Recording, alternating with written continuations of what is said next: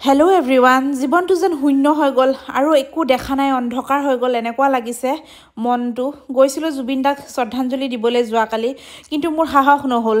মই আধা বাটতে ৰখি দিলোঁ মোৰ সাহস নহ'ল কাৰণ যিজনক মই চাবলৈ পোৱালি কেঁচুৱা মই কেঁচুৱা পোৱালি কোচত লৈ তেখেতৰ ফাংচন চাওঁ আজি তেখেতক শ্ৰদ্ধাঞ্জলি মই কেনেকৈ দিওঁ কওকচোন হাজবেণ্ডে গৈ পেলাই শ্ৰদ্ধাঞ্জলি দি থৈ আহিলে ল'ৰাকো চিনাকি কৰাই দিলে তেখেত কোন হয় মোৰ কিন্তু সাহস নহ'ল মই ইমানেই মোৰ চকু পানী ওলাইছে মই আপোনাক কি ক'ম দুদিন আগতে আইতাৰ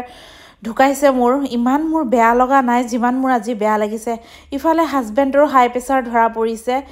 গৈ আছোঁ ফাৰ্মেচিলৈ প্ৰেছাৰটো জোখাবলৈ বনাইছোঁ খাইছোঁ কাম কৰিছোঁ ঠিকেই কিন্তু কোনোফালে শান্তি পোৱা নাই গম পাইছেনে কি কৰিলে মনটো শান্তি পাম তাকে আপোনালোকৰ লগত দুই এষাৰ কথা পাতি মনটো পাতলাবলৈ চেষ্টা কৰিছোঁ